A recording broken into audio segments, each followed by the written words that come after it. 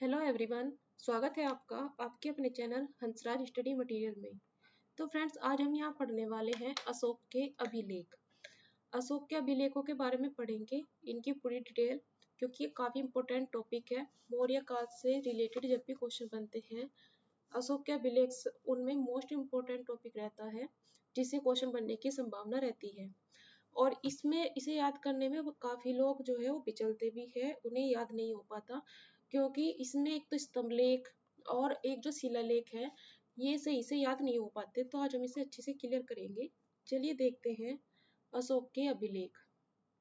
देखिए, इन्हें 3 भागों में बांटा गया है। अभिलेखों को 3 भागों में बांटा गया है। 3 भाग कौन कौन से? एक है शिलालेख, शिलालेख, दूसरा है स्तंभलेख और तीसरा है गुहालेख। पहले तो आप इसको ये समझिए कि है क्या क्या। शिलालेख, शिला से आप समझ जाइए जो शिला पर लिखे गए हैं।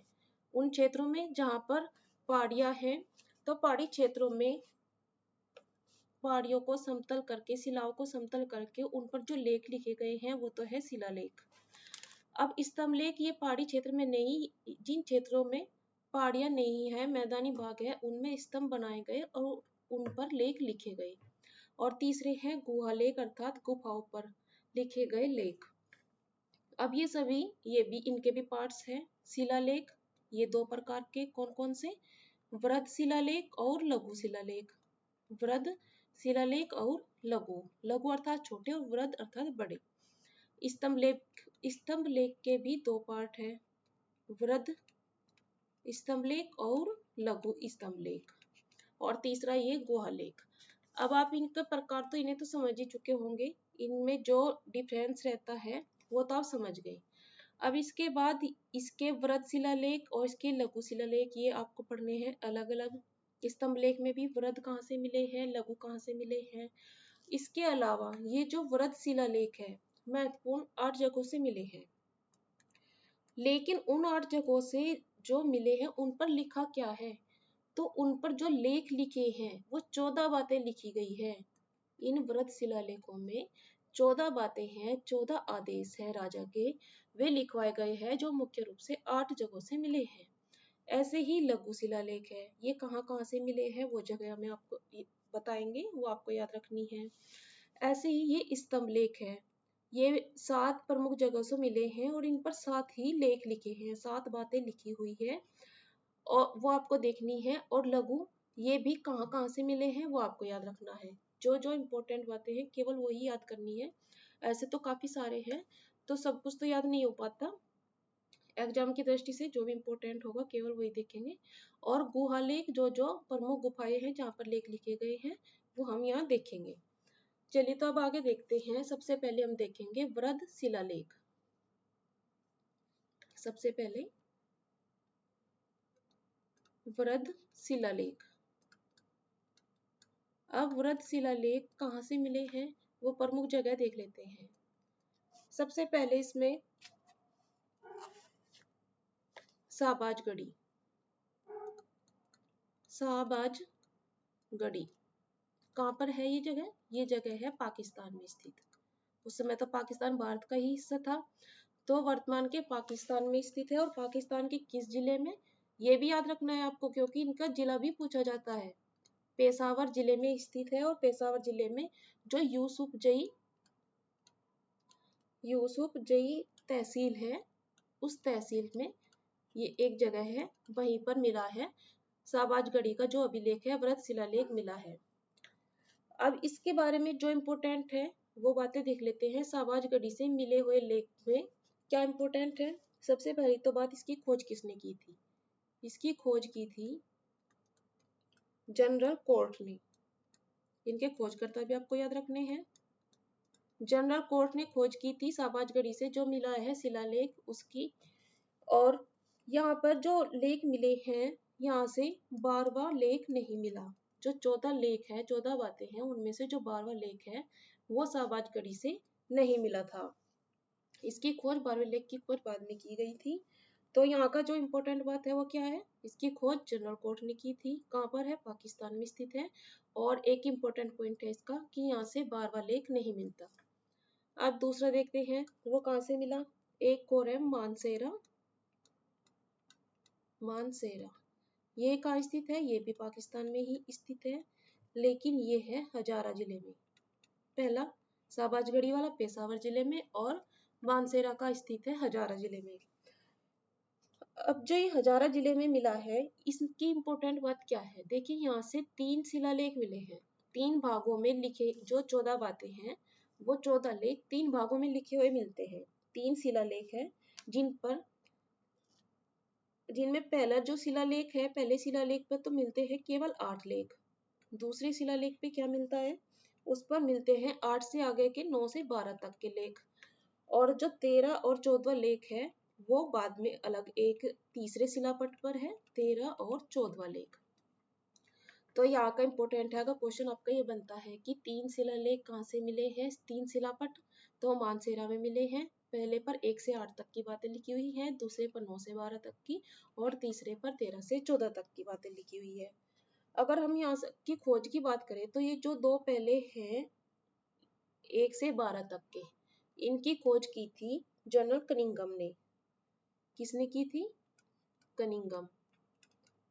कनिंघम ने 1 से 12 तक के लेखों की खोज की थी। अगर हम 13 और 14 की बात करें, कनिंघम ने इन्हें नहीं खोजा था। तो ये इम्पोर्टेंट बात है जो हमें मिलती है मानसेरा के लेख से। चलिए आगे देखते हैं। तीसरा जो हमारी मिला है, एक मिला है हमारा गिरनार से। ये इनकी सीरियल नहीं है, कभी आप इसे सीरियल से सोचो कि पहला वहां से मिला दूसरा। मैं केवल जगह बता रही हूँ आपको कि कहाँ कहाँ से मिले हैं। तो एक हमारा मिला है गिरनार से वृहद शिलालेख। गिरनार से जो मिला है, इसकी खोज की थी कर्नल टोड ने। खोजकर्ता कौन थे, कर्नल टोड। यहाँ की इम्पोर्टेंट बात क्या है, जो इसकी इम्पोर्टेंट बात है वो है कि ये वर्तमान में सबसे सुरक्षित, क्वेश्चन बनता है कि वर्तमान में सबसे सुरक्षित शिलालेख कौन सा है। स्तंभलेख की बात नहीं है, स्तंभलेख अलग है। तो वर्तमान में जो सबसे सुरक्षित शिलालेख है वो है गिरनार का। खोज किसने की थी, कर्नल टोड ने की थी। नेक्स्ट देखते हैं, 4 नंबर पे है धौली और एक है जोगढ़। धौली और एक है जोगढ़। ये दोनों ही कहाँ से मिले हैं, ये मिले हैं उड़ीसा से। ये भी उड़ीसा से मिला है और ये भी उड़ीसा से मिला है। उड़ीसा अर्थात वही क्षेत्र कलिंग जिस पर अशोक ने विजय प्राप्त की थी। तो ये वहीं के दो जगह है, धौली और जोगढ़, जहाँ से 2 शिलालेख मिले हैं। अब इनकी खोज किस किस ने की थी, धौली की खोज की थी किटरो ने और जोगढ़ की खोज की थी वाल्टर इलियट ने। Walter Elliot. दोनों किस किस जिले में स्थित है, धौली स्थित है जो उड़ीसा का पुरी जिला है वहां पर, और जो जोगढ़ है ये स्थित है उड़ीसा के गंजाम जिले में।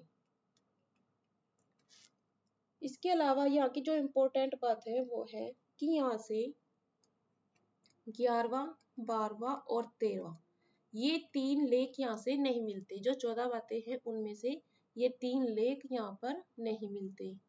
13वें लेख में जो कलिंग विजय का वर्णन है वो यहाँ से नहीं मिलता। इसके अलावा यहाँ से 2 अलग प्रत्यक शिलालेख मिलते हैं जिन्हें अलग शिलालेख के नाम से ही जाना जाता है, वे यहाँ से मिले हैं। नेक्स्ट देखते हैं, छठी जगह कौन सी है जहाँ से मिला है, तो वो है कालसी। कालसी कहाँ पर स्थित है, कालसी स्थित है उत्तराखंड में। और उत्तराखंड में कहाँ पर, देहरादून। देहरादून के अंदर ये आता है, यहीं से मिला है कालसी शिलालेख। इसकी खोज किसने की थी, खोज की थी फॉरेस्ट ने। फॉरेस्ट ने इसकी खोज की थी। और इसकी जो इम्पोर्टेंट बात है वो है यमुना और टोंस नदी के संगम पर ये स्थित है। किस किस नदी के संगम पर, यमुना और टोंस नदी के संगम पर ये स्थित है। नेक्स्ट हम देखते हैं, 6 हो चुके हैं हमारे, 2 और हैं। 7वां जो मिलता है वो है एररगुडी।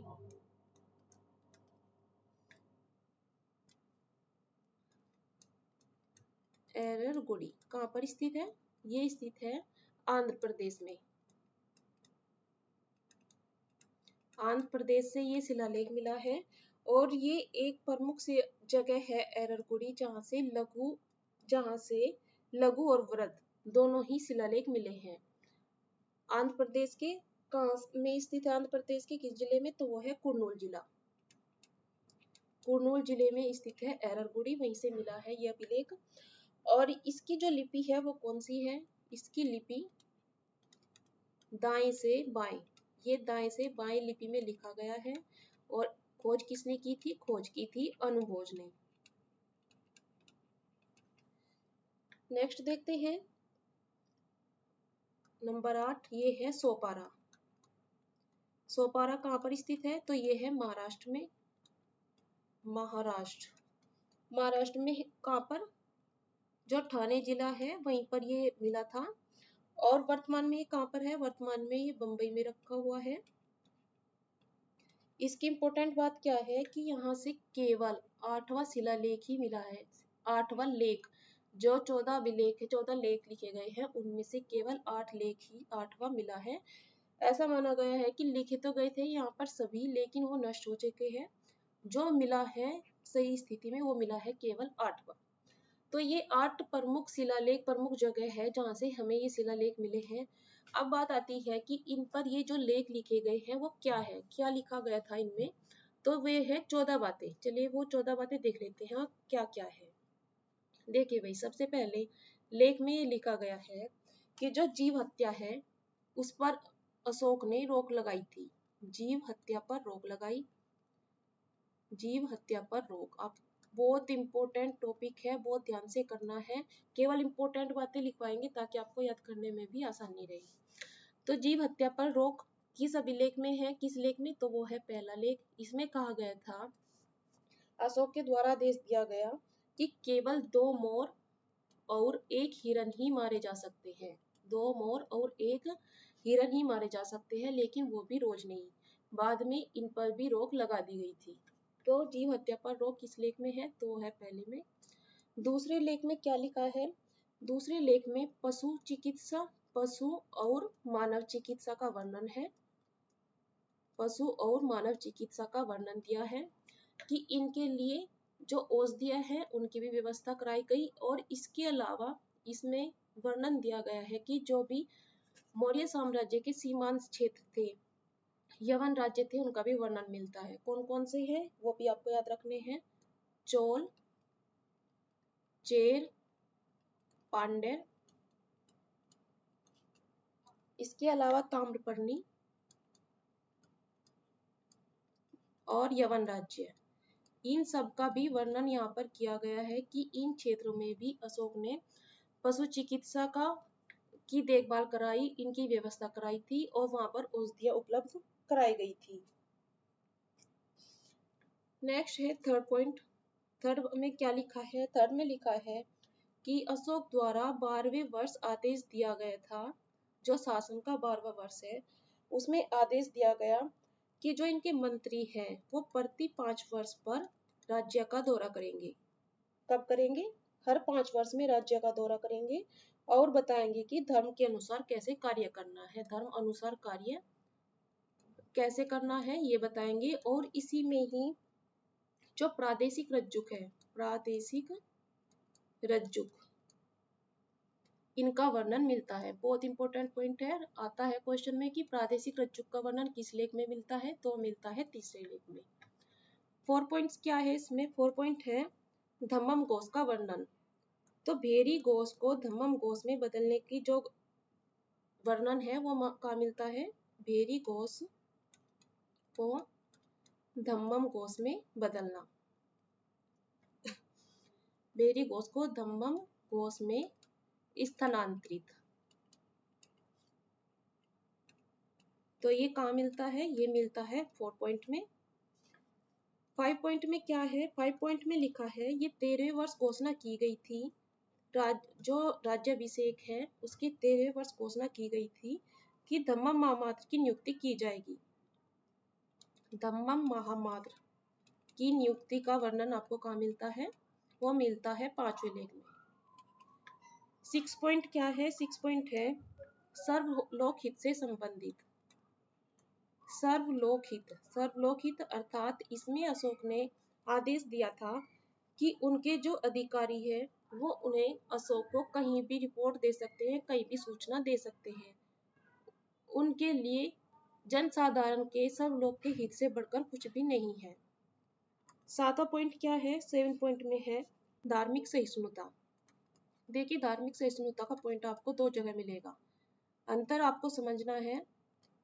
धार्मिक सहिष्णुता 7वें पॉइंट में लिखा हुआ है, लेकिन यहाँ 7वें में क्या लिखा है? धार्मिक सहिष्णुता से यहाँ मतलब है कि सभी धर्म के व्यक्ति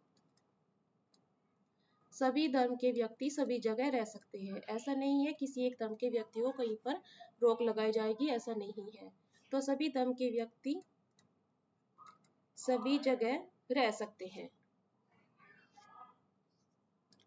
8 पॉइंट क्या है? 8वां पॉइंट है धम्मम यात्रा से संबंधित। जो धम्मम यात्रा का वर्णन दिया है वो 8वें में दिया गया है और इसी में बताया गया है कि अशोक ने 10वें वर्ष अपने राज्याभिषेक के 10वें वर्ष बोध गया की यात्रा की थी। नेक्स्ट पॉइंट है जो 9वां नंबर है, इसमें है धम्मम मंगलाचार। ये धम्मम मंगलाचार से संबंधित है। धम्मम मंगलाचार अर्थात इसमें बताया गया है कि बड़ों के साथ जो ब्राह्मण है और जो शूद्र है, चाहे वो कोई भी हो, सभी के साथ अच्छा व्यवहार करना चाहिए। अच्छा व्यवहार करना चाहिए। तो धम्मम मंगलाचार से संबंधित है 9 पॉइंट। और इसके अलावा इसमें लोक कल्याणकारी कार्यों का भी वर्णन दिया गया है। 10वां पॉइंट जो है इसमें बताया है, इसमें अशोक ने यश और कीर्ति की अपेक्षा धर्म पालन पर जोर दिया, धर्म पालन पर बल दिया और बताया कि ये यश और कीर्ति से भी बढ़कर है। 11 पॉइंट किससे संबंधित है? 11 पॉइंट जो है वो संबंधित है धम्मम दान से। धम्मम दान से संबंधित है 11 पॉइंट। और यहाँ पर धम्मम दान से अर्थ है कि उदारता, अहिंसा और सेवा। उदारता, अहिंसा और सेवा, यही धम्मम दान है। 12 पॉइंट क्या है? 12 पॉइंट संबंधित है फिर से धार्मिक सहिष्णुता से। धार्मिक सहिष्णुता, लेकिन यहाँ धार्मिक सहिष्णुता क्या बताई गई है? धार्मिक सहिष्णुता से यहाँ मतलब है कि दूसरे के धर्म का भी आदर किया जाए। दूसरे के धर्म का आदर करना, ऐसा नहीं है कि हम दूसरे के धर्म के की उपेक्षा कर रहे हैं, उसकी निंदा कर रहे हैं, तो ऐसा नहीं करना, सभी धर्मों का आदर करना। 13 पॉइंट में क्या है? 13 पॉइंट में है धम्मम विजय। धम्मम विजय का वर्णन 13 पॉइंट में दिया गया है। इसमें कलिंग युद्ध का वर्णन दिया है। इसके अलावा 5 यवन राज्य, इनका भी वर्णन दिया है। 5 यवन राज्य कौन कौन से? इसमें है एंटियोक, तुर्मे, मग, मिस्र, जो तुर्मे थे मिस्र के, तो इन सब का ही वर्णन यहाँ पर मिलता है। क्वेश्चन ये बनता है कि 5 यवन राज्यों का वर्णन कौन से लेख में? तो 13 में। धम्मम विजय का, वो भी 13 में। कलिंग युद्ध का वर्णन, तो वो भी 13वें लेख में ही मिलता है। अब 14 पॉइंट क्या है? 14 पॉइंट में मिलता है कि राज्य, जो अशोक का राज्य था वो अत्यंत विशाल था। अशोक का राज्य अत्यंत विशाल था, जिसमें बहुत से लेख लिखवाए गए हैं। जिसमें बहुत से लेख लिखवाए गए हैं। तो आप, ये थे हमारे 14 पॉइंट। 14 लेख जो लिखवाए गए हैं शिलालेखों पर, वृहद शिलालेख जिन्हें हम कहते हैं। तो ये 14 की 14 बातें आपको अच्छे से याद कर लेनी है, तभी आप क्वेश्चन अच्छे से कर पाओगे। शॉर्ट में याद रखना है कि फर्स्ट में क्या था? फर्स्ट में था जीव हत्या पर रोक। दूसरे में क्या है? मानव और पशु चिकित्सा का वर्णन। तीसरे में क्या है? रज्जुक का वर्णन दिया है। चौथे में धम्मम कोश का वर्णन। 5वें में है जो महामात्र की नियुक्ति है, महामात्र, उसकी नियुक्ति। 6ठे में है सर्वलोक हित से संबंधित। 7वें में धार्मिक सहिष्णुता। 8वें में धम्मम यात्रा, 9वें में धम्मम मंगलाचार, 10 में धर्म पालन पर जोर, 11 में धम्मम दान, 12 में फिर से धार्मिक सहिष्णुता, 13 में धम्मम विजय और 14 में बताया है कि अशोक का राज्य अत्यंत ही विशाल था। तो ये थे हमारे 14 पॉइंट्स जो हमने यहाँ पर पढ़े। इसके बाद जो लघु शिलालेख हैं उन्हें देख लेते हैं। क्या है लघु शिलालेख? ये कहाँ कहाँ से मिले हैं, बस कि आपको इतना ही याद रखना है कहाँ कहाँ से मिले हैं। देखिए भाई, सबसे पहले तो हम बिहार से देख लेते हैं, बिहार से मिला है लघु शिलालेख। इसके अलावा हरियाणा से मिले हैं, हरियाणा में जो हिसार फतेहाबाद वहां से मिला है। दिल्ली से भी मिले हैं। और यूपी में अगर हम देखें, यूपी में कहाँ कहाँ से मिले हैं? यूपी में मिला है मिर्जापुर से। इनके केवल आपको ये याद रखने हैं कि ये कहाँ से मिले हैं। मिर्जापुर में अहरोरा से। और एमपी में मिले हैं, एमपी में कई सारे मिले हैं। एक तो मिला है गुर्जरा से। गुर्जरा से, ये गुर्जरा कहाँ पर स्थित है? ये दतिया जिले में है। इसके अलावा रूपनाथ, रूपनाथ कहाँ पर स्थित है? जबलपुर में। इनके जिले भी याद रखने हैं। सारो मारो है एक जगह, वहां से मिला है। सारो मारो कहाँ पर स्थित है? ये शहडोल जिले में है। एक है पनगुडरिया जो कि सीहोर जिले में है। सीहोर। तो ये है मध्य प्रदेश के गुर्जरा, रूपनाथ, सारोमारो और पनगुडरिया। इसके अलावा कहाँ से मिले हैं? राजस्थान से मिला है। राजस्थान में कहाँ से? जो भाबरू बैराट वाला है वो मिला है जयपुर क्षेत्र से। जयपुर से भाबरू बैराट वाला।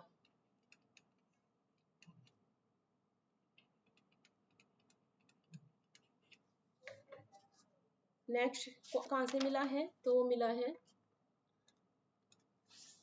आंध्र प्रदेश से। आंध्र प्रदेश में कहाँ कहाँ से मिले हैं? तो वो मिला है राजुल मंडागिरी, राजुल मंडागिरी, एररगुड़ी। एररगुड़ी से हमने आपको बताया भी था कि ये वही जगह है जहाँ से लघु और दीर्घ दोनों ही शिलालेख मिले हैं। इसके अलावा कर्नाटक से मिला है। कर्नाटक में कहाँ से? तो मिले हैं गोबी मठ।